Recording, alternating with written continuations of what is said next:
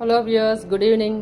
So ఇప్పుడు పెసరావకాయ ఎలా చేయాలని చూపిస్తానండి. పెసరావకాయ కోసం కూడా మనం ఈ చిన్న రసాలు తీసుకుని ఇట్లా క్లీన్ చేసుకుని ముక్కల్ని కొంచెం నీట్గా పెట్టుకోవాలండి. చూసారు కదా ఎట్లా క్లీన్ చేసుకున్నామో, పైన ఒక లేయర్ లాంటిది ఉంటుంది, దాన్ని రిమూవ్ చేసుకోవాలి.